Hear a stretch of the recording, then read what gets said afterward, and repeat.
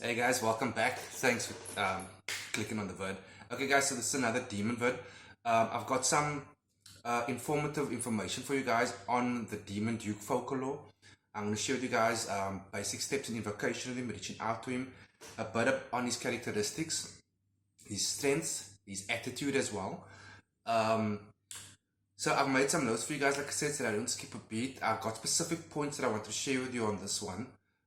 Before I do, guys, again, if you like the vid, guys, just simply show the like, share the vids, thank you.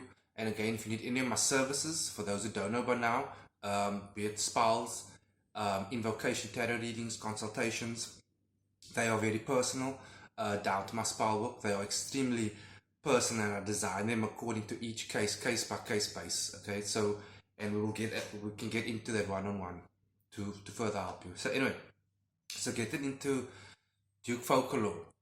So firstly, before we get to his characteristics, right, you can write this down. His incantation, which all incantation is at the top of your A4 page, for example, which will be your petition. On the petition will be the incantation on top, which in Focalor's case is in Jaden Encore Focalor. In Jaden Encore Focalor. I'll say it again. I think I pronounced it incorrect the first time. So it's in Jaden Encore Focalor. Okay, again, incantation, there's no set amount of times you call it out. You will just call it out until you feel a certain equilibrium in your chest. Anyway, that's how I experience it anyway. You require 2 candles minimum. You can double them up if you want to. That's going to be green and black, both with his name scribed on them. And if you can, go ahead and embalm with sandalwood oil.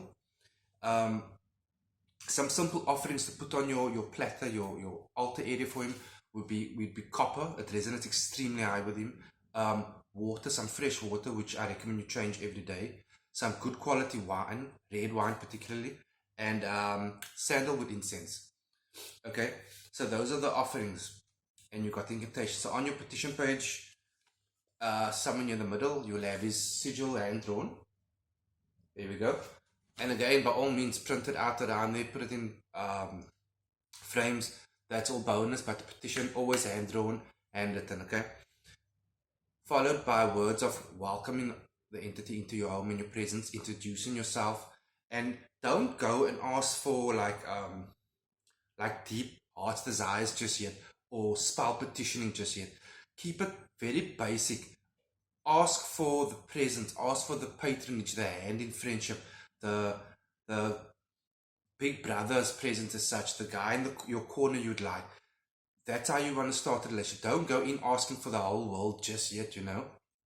Start slow. It's an introduction. Keep that in mind, guys. So a bit about his characteristics. So firstly, he is extremely powerful. He is one of the raw ones, in my opinion. He's extremely powerful. What is also really cool, he's really well respected amongst the other entities, his peers. So that actually goes a very long way. If you have a good relationship with an entity that's well respected, it helps you in your future invocations and spell work as well. So a bit more about his characteristics. He is brutal. He can be referred to as a destroyer, I suppose. He can cause mega harm and destruction. He will do these acts if anyone also wrongs him or disrespects him, so keep that in mind. He will do this on your behalf if you work with him and he works with you through spell work and petitioning.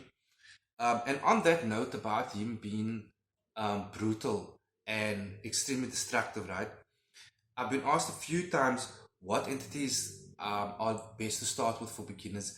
I don't have a specific list of entities to start with as a beginner.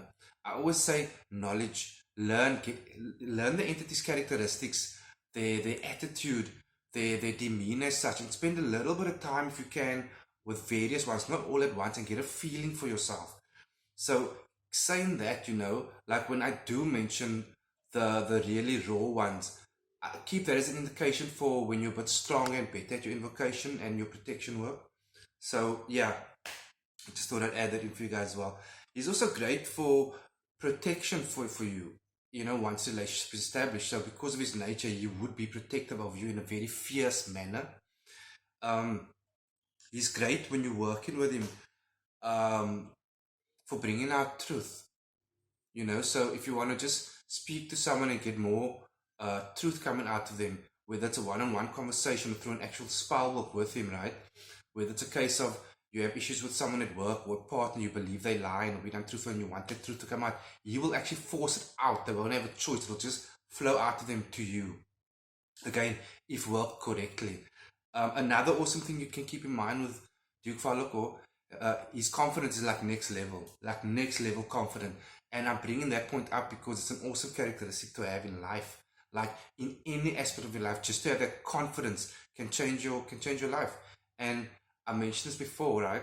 You can petition entities for characteristics like this to enhance in yourself. And the more time you spend with an entity, the more their characteristics and strengths will rub off on you as well. So keep in mind, if you do spend time with him, confidence will actually naturally start to come into you.